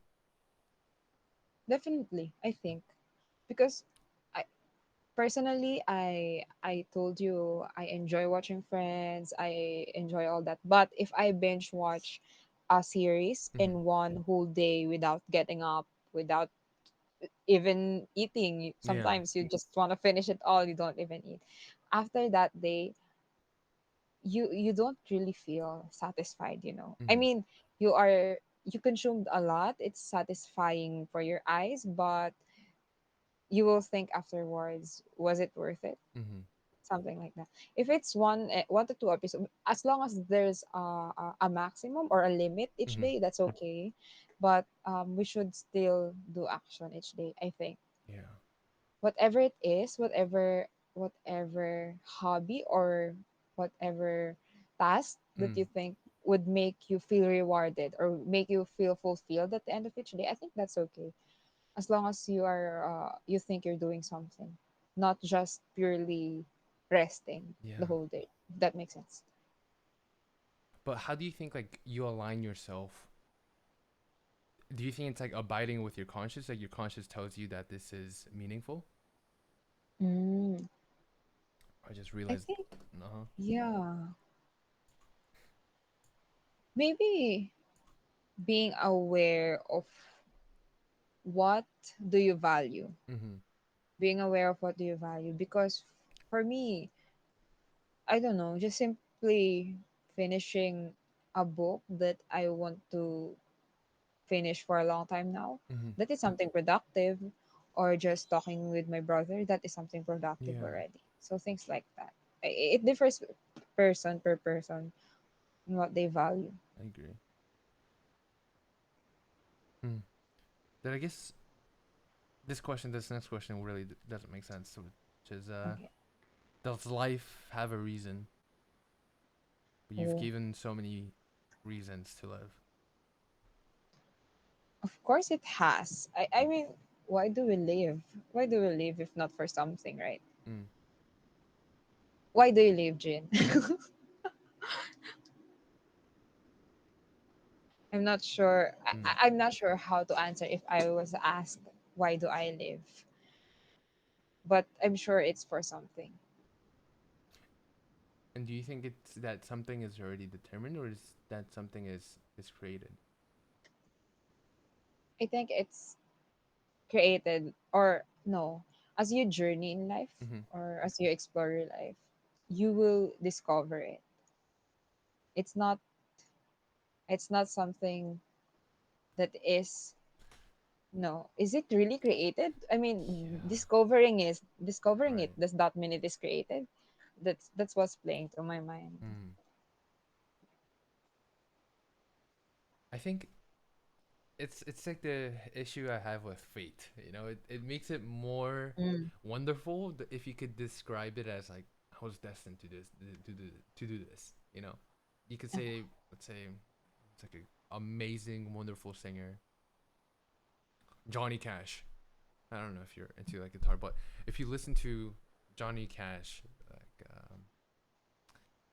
you could feel kind of like his tone and the soul within it. You could say like, oh, he was meant to be a singer, you know, Um, or like Beyonce. I don't know what you mm. what you listen to, but like if you listen to these musical artists and really, you could almost sense that oh, this person was meant for this. You feel like as if their life has a purpose, right? Oh, it Yeah. keeps on shutting off. I think. Sorry about that. Yep. Every time it shows my laundry, and I'm a little ashamed about it. I should have. No, it's okay. Okay, that's good. Yeah. Yep, it's back. Okay, cool.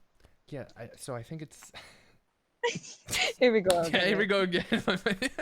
I'm lost. As long as yeah, what am I just talking nonsense? Why do I? It's like I'm. No, it's about the musicians. Are they born? They're Mm, meant to be a singer all the way since they were born. yeah, yeah. It's the idea of fate. Like, are you or do you discover it? Or I feel like it's like you create the meaning Mm. and you arrive to the meaning that aligns with you, and then you describe that as fate, for example. You know, like okay, I don't think Oh. anyone knows, right? Anyone truly knows, but as long as you have where you want to go, and it aligns, the reward aligns, then you could call that as kind of like fate that you are meant to do. But until then, Oh. until you have achieved, I think it's just you're creating it. That's how I perceive it. Yeah, Yeah. actually, yeah, that aligns with what discussed in one of our breaks, Mm, where we say, how do you really know if it's your fate? right. Or you can you call it fate if you already know what it is? Mm-hmm. Then you just said right now, you once the rewards align with where you are, I think, yeah, I totally agree with that. I think that's how you know it's fate. Mm-hmm. Yeah. And kind of moving on that, would you say that everybody, every human being has a fate? Hmm. I would say I would agree if they are willing to. Yeah, that Yeah. exactly. Yeah. That's right. Because if you say, I Mm-hmm. don't know, is fate Mm-hmm. meant to be beautiful or No, not really? I don't think so. No. I don't think there is a right or wrong to that. You can't establish. I think fate itself is neutral. You Yeah. know. It's something that will come out depending on what actions you take. Exactly. Mm. So I think that's how it will be. Mm-hmm. Every person will have their fate, or every person has their fate, but the outcome will depend on their actions. Right. I just realized Mm-hmm. it's sad to know that I always viewed fate as something that is positive, Mm. something that you will be happy about. But Yeah. then yeah, I just realized that some people, but if you think, why would you settle that, oh, this is my fate, I'm meant to be poor, Mm-hmm.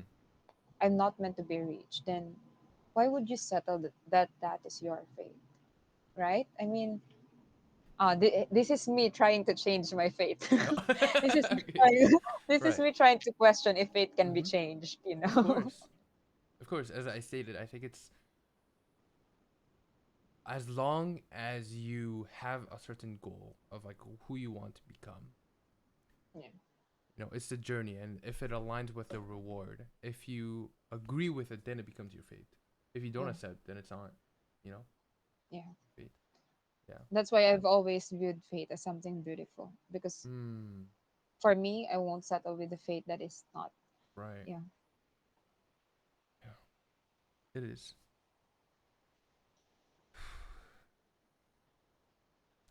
There's so many different ways that I want to go to. And would you say fate is something? Mm, how is it something like perfection? What?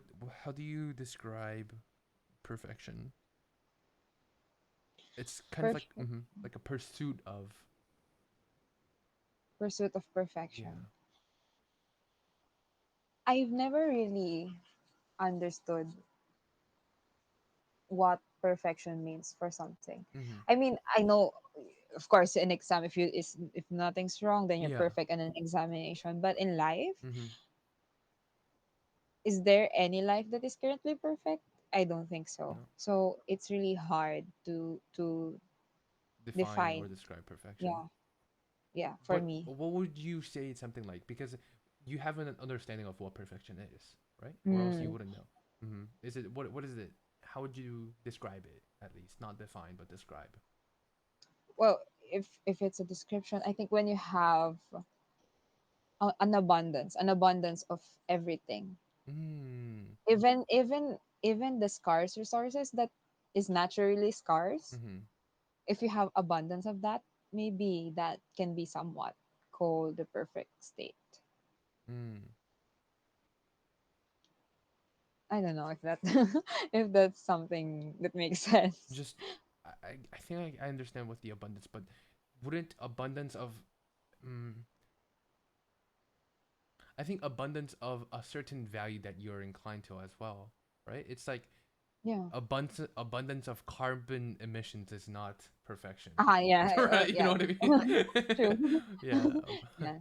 abundance of sugar, I wouldn't say necessarily is perfection, but abundance of, mm, I don't know, more Abundance of cleaner. something, Yeah. abundance of something that people wants to Also, have. yeah, I think so. I think that's Wants to it, have.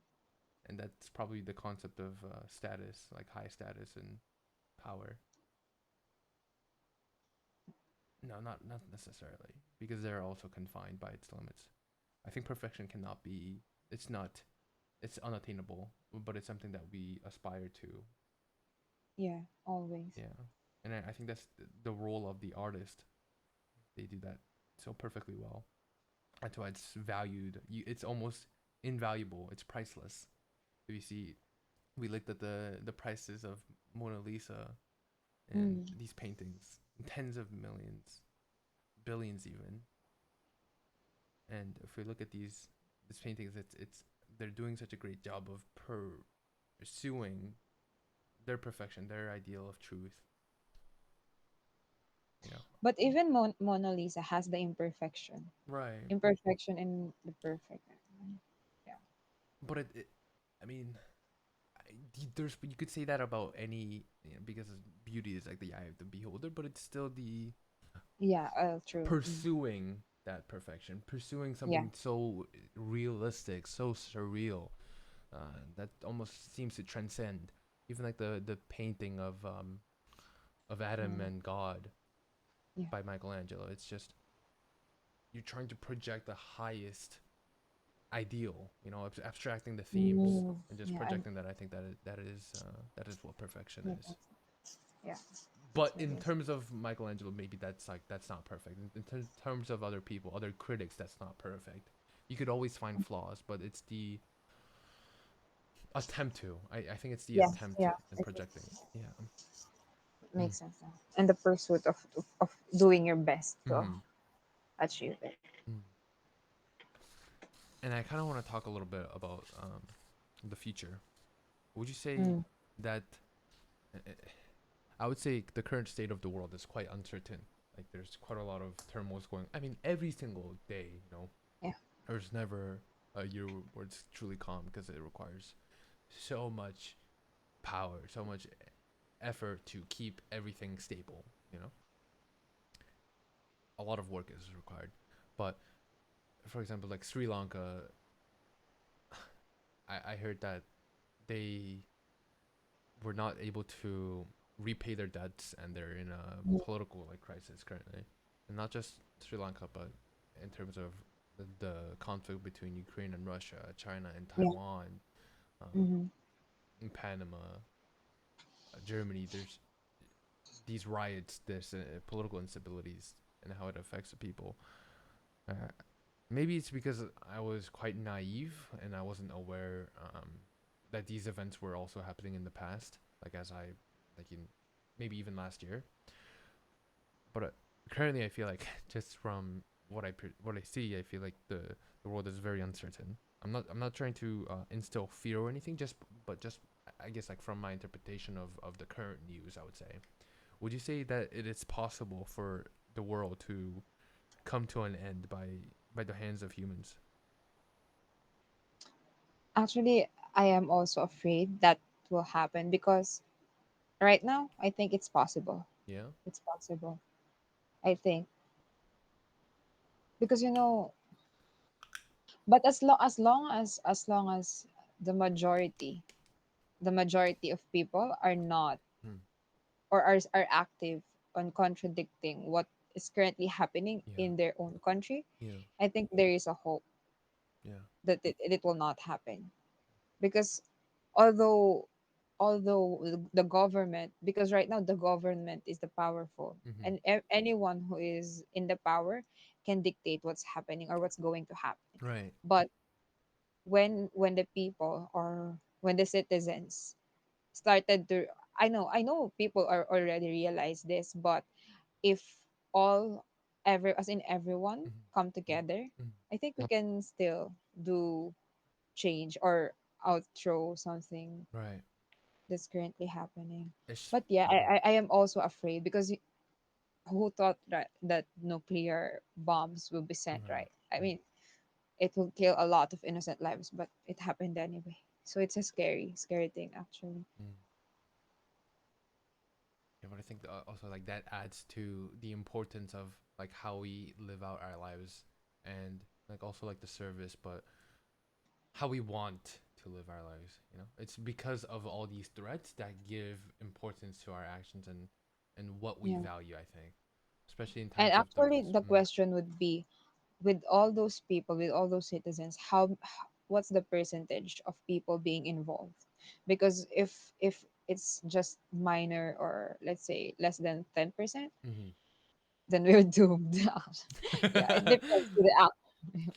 It's true, but I like to hope that it's not 10%. It's more like Yeah, so, 99%. I think everybody has that sense, that good yeah, sense in their hearts. It's just, we still believe in the goodness. yeah, it's always in there, just lurking. And people need to, I don't know, I guess there is a strong sense of duty and power that leaders have as representatives to kind of spark those those flames and to really ignite that into something like a bonfire or some crazy fire. Mhm. Yeah, from one steps. And also being wanting to. Mm. Yeah. And I'm trying to think, I just being positive, and this already happened like Mm-hmm. years ago. There these wars, this everything. So maybe we are at that certain point Mm-hmm. where wars again are the cycle where wars are coming. Mm-hmm. But I'm hoping that just like the colonial era, Mm-hmm. there will come a time that everything will be okay again. Mm-hmm. Yeah. But we can't say that about climate change and global warming because Right. the world doesn't heal itself. So that's Right. a different one. Yeah. So it gives reason to do better always. Yeah. Hmm. Let's talk a little bit about verbal communication because I know you. Mm. How talk to me. What did you want to kind of discuss about the issue of Yeah, verbal? I was just curious because when we are on the streams, Mm-hmm. you always talk as if you're always saying, "Oh, does that make sense? Did it make Right. sense?" You always ask that, right? Yeah. But actually, we always like we most of the time we get you. Most of the time Oh, we really? understand. Yeah, Yeah, but it's and, because and there's. then Uh, Maybe And you're then just speaking for yourself, EJ. Have you thought about uh, oh yeah, right. it? I should have asked them. But Exactly. but Mm, for me, it's for me. I think you are a great communicator. So say I want to like mm-hmm. utilize the podcast or take Right. chance Right. to ask you, how do you communicate, or how do you lay down Mm. the things when you're communicating? How do I communicate? I think it truly is in the sense of the essence of a beautiful communication. I think I didn't know this before I was already doing it, but it's there's a MIT professor, I can't remember his name, but he said a great communication includes three things: knowledge, how Mm, much time you practice with the knowledge, as well as a little mm, bit of talent. Talent is the smallest yeah. fraction, almost nothing. I Okay. would say I have zero talents, but I would say it's maybe the curiosity of wanting to understand other people. Mm, Mm, but yeah, I'm not too sure. I don't know how to like answer that because I think I'm not a great communicator. I really do think I lack the expertise, but mm. I talk way too much. And Okay. yeah, there's like a balance of I'm not an expert in like one second. I gotta reboot my camera, but I wouldn't say I know more than a common man. I would say it's just Mm-hmm. I am willing to hear other people's perspective and also m- be willing to accept the ignorance of like what I know, Mm, and in pursuit of that, have a trust within who I speak with that they are willing to accept that even though I'm ignorant, they're willing to allow me to practice. So it requires a strong sense of trust, which I can't thank you guys enough for because if I didn't have the trust, if I didn't trust you guys, then I would feel, I wouldn't want to initiate, you know? I wouldn't attempt yeah. to um, be criticized, for example. But you, the feedback that I receive, I I probably want more because you guys don't speak enough. But I yeah, I'm not sure how. I think it's you want to hear other people. You want Mm-hmm. to understand, but I don't think I do listen enough. I think there, yeah, and also so much to learn always. So Yeah. I yeah, think that that's yeah, I got the points I got is one, of course, the right, knowledge, and then the willingness to listen. Listen yeah, and learn. Willingness to learn. right, Right. Because I think that's why we also are engaged in the communication during the streams, mm, because you accept our ideas and you share your point of view. mm, So what do you think? Because you don't just accept our ideas, you mm, try to question them, right, and that's something that sparks the conversation. I think mm, that's a good one. right. Yeah, I think so. I think I have even problems with even conforming though. Even if I get too trusting, then I almost accept. But I always want to remain skeptical, like a healthy skeptic Mm. in terms of I'm not criticizing you just to put you down and just to win the argument. I think that's I probably do that at the times, and that's really foolish of me. Um, but I think the point is you want to understand to get to the truth of getting to the letting the ideas fight and getting to the best idea, Yeah, you know, letting the idea kind of have its own war within true. the communication process and letting the best one prevail, and it does prevail. Like if a lot of the stuff I say it's nonsense, it needs to be criticized, it needs to be tested as well, um, but it's through just the willingness and recognizing that we want to understand and we want to get Yeah, to the truth. I think that's what allows us to have these type of communication, which is really amazing. It's also the fact that you guys share, you guys um, are allowing me to, you know, it's not you guys are allowing me to take on this. It's if you guys weren't um, willing to share your opinions, then I wouldn't be. There would be no communicating. Communicating requires two yeah, parties. So yeah, yeah, it's for sure is a process, and I feel very like there's the critic inside me. It's always judgmental of even like as I speak. I'm like I'm very careful of like what I state, and mm, if I if I don't say the things that I want to or how I want to be portrayed, so that I kind of feel that I'm not doing a good job. I'm not doing a good job of communicating Mm, myself. It's the I have a high um, perception of like how I want to be perceived as a quote unquote teacher, because I yeah. as a student, it takes me a long time.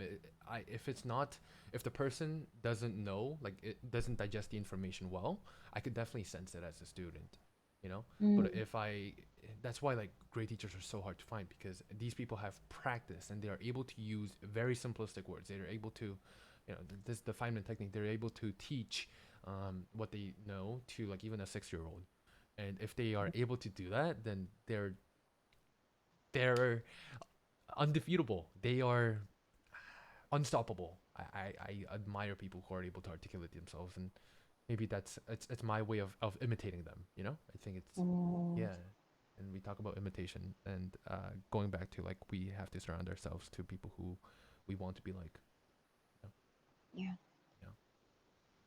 I hope that helps. Yeah, it's But yeah, yeah, it, I'm it never. it really Yeah. helps. It's just the hard thing. The hard part is the trust, I think, Yeah, for because sure. most of the time we need to communicate in an audience where Hmm. people are strangers. For example, Exactly. yeah, Exactly. and that's the hard part. Where how Hmm. do you initiate the communication with Yeah. someone you don't really know? Yeah, I think yeah, it's the first step of trusting that I don't know, I definitely open myself a lot more like I guess with the internet, because the internet allows me to find my target audience. It allows me to find the people with similar values as I do, you know? But that's not the also people very different values, but they're willing. The value Yeah, which is really important is that they're willing to initiate. They're willing to exchange. My computer, my camera, I think is dying again. Anyway, yeah, I yeah, think hope that helped, and I think that this is a great place to end our conversation. yeah. Do you have anything else you want to share or say? No, nothing. I just want to say thank you for this, and it was really fun for me, although I was really not. I mean, I don't know. My thoughts are here and there, and Right. I didn't really. I thought, no, let's not care about my grammar and Mhm. anything like that. But I understood you perfectly, and I honestly think that you're a great communicator in terms of like how you express yourself. You know, yeah, like those stammers, forget about them. Like if you don't make any sense, I don't really care about it. I don't put so much emphasis as much as you do. You're your worst critic, really. So yeah, true. just take it with a grain of salt, as long as you and if you put like too much criticisms on it, then you feel like, oh, I don't want to talk it, I don't want to do these Uh, podcasts anymore. So you have to very like, most of the this was great, you know. And then just leave it off that. I'm gonna go watch more seasons of Friends, you know. And just yeah, you have to really take it with like just enjoying it and having the trust that this was a good this was good. And yeah, true. yeah, I did that. Okay. And I just want to also take this note Mm, to I hope after this there mm, would be more podcasts, yeah, and hopefully with our core people, because yeah, just to share, way back when the podcast started, I didn't want to do this because mm, I hate judgments. I hate right, people looking at me judging my beliefs, but it's just us here, it's the core people. right. So if you'll have 2 hours to talk to Jin Mm, and just exchange ideas, and you'll learn a lot from him, and just knowing each other. So yeah. yeah, I hope more of us will be guesting the podcast again Thank you. soon. Yeah, that'd be I'm really fun. promoting the podcast. Come on. Yeah, that's a good. A great sales marketer right here. Thank you, Jay. I appreciate it. Yeah, if anyone really is willing to talk, I'm more than willing to. Just reach out as long as Yeah. you're wanting to. Like EJ, like it takes great courage, but I'm telling you, I would say it's fun. There's nothing you would be losing, rather True. than Yeah. the self criticisms afterwards. But but Yeah. that's really nothing. I think it'll be fun. Yeah. All right. Let's end Right. it here in 3, 2, 1. Bye bye everyone.